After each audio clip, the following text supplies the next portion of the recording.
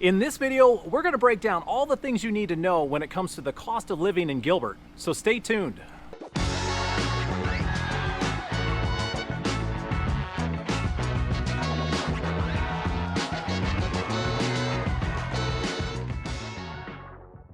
What's up everybody, this is Greg Corbett with the AZ Lifestyle Group right here in Phoenix, Arizona. If this is your first time to this channel and you're looking to find out everything you need to know about what it's like living in and or moving to the Phoenix metro area, including the cost of living in Gilbert, then make sure to hit that subscribe button and click the bell so you can be notified whenever we post a new video. We are helping people from all over when it comes to finding the best places and neighborhoods to live here, and we absolutely love it. So if you're thinking about moving or relocating and you need any assistance whatsoever, give us a call, send us a text, shoot us an email. However you want to get a hold of us, we got your back when it comes to moving to the Phoenix metro.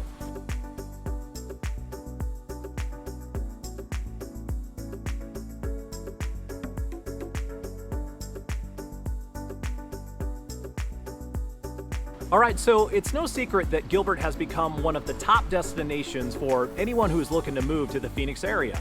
It continues to check the boxes for most people when it comes to providing affordable housing, quality schools, good entertainment options, and high safety ratings. In addition to that, the economy in the entire Phoenix area has been very strong over the last several years, so that has provided a lot of great job opportunities for people moving here as well. Now, we're still trying to figure out how this whole lockdown and coronavirus issue is going to affect us over the near future, but as of right now, it feels like we're moving forward in a positive direction. So because of that, we're gonna do our best to guide you and hopefully point you in the right direction. All right, so first off, let's take a look at some of the general numbers you might be seeing when doing your research online.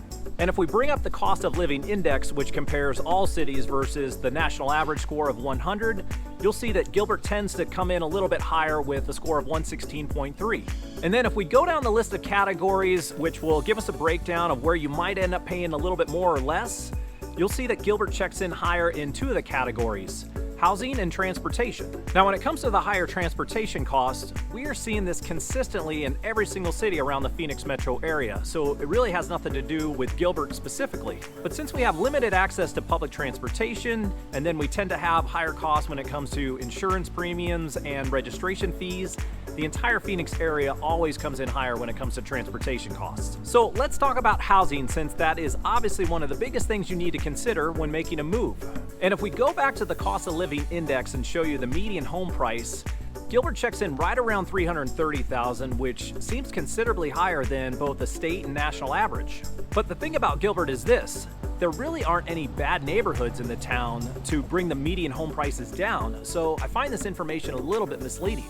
Realistically, most cities or towns have areas that might be a little bit rough or a little bit less desirable, but Gilbert just really doesn't have that. So because of that, you're going to see a higher median home value in Gilbert, but I really don't think you're going to be paying a lot more if you look at comparable homes and neighborhoods in the surrounding cities. And if you happen to be looking at homes in that median price point, it should give you some pretty good options. Now, if you're looking to spend less than $300K on a single family home, you're probably not going to have too much luck in Gilbert. But to be fair, that seems to be the case in the majority of cities around the valley right now, so you need to be prepared for that, and you potentially need to be prepared for competing buyers in the $300K range, and also potentially into the $400 and $500K range as well.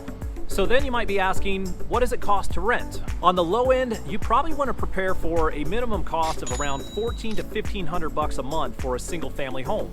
But I'd say on average, you're probably going to be closer to around $2,000 a month for longer term rentals, 6-month, 12-month or more period, and then closer to $3,000 a month if you're looking for short-term rentals. So what other costs do you need to know about? Well, one of the benefits of living in Gilbert is that there are all sorts of newer neighborhoods and master plan communities that give you access to all sorts of different amenities. Community pools, parks, play areas, and a long list of other items that tend to be really popular for families when they're looking for things to do with their kids, or maybe just looking to get out and meet other people in the neighborhood. But with those amenities typically comes a homeowners association and HOA dues along with it. So depending on the neighborhood, you should expect to add around $40 to $50 a month for HOA dues on the low end, and potentially up to $200 a month on the high end. Now, there are several communities within the town that do not have an HOA, but when you're searching for a home, the options available tend to be pretty limited, so it is definitely something to watch out for. So let's go back to the cost of living index again and look at the other categories. And what you see is that Gilbert tends to rank right at or below the national average when it comes to food, healthcare, and utility costs, so you really shouldn't have any big surprises from that end. More than likely, those should be pretty similar to what you're paying now, and hopefully less. But to make sure you're fully prepared, let's talk about any other miscellaneous costs that you might need to plan for. So number one on my list here are pools. When you live anywhere here in the Phoenix area, there's a good chance you might own a pool. Maybe you buy a house that already has one, or maybe you put one in yourself. Now, the actual cost of owning a pool can vary greatly depending on a ton of different factors, so just give yourself a little extra cushion if you're deciding to go that direction. And if your budget is tight and you're really not sure if you can make it work, reach out to us and we'll guide you through it.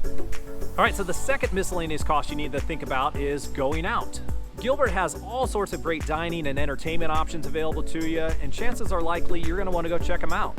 Between all the great spots downtown, the entire area around Santan Village, and everything else in between, you definitely have plenty of options to choose from. So maybe tack on a little bit more to your budget from that end as well, so you can go out and enjoy all the great spots that Gilbert has to offer.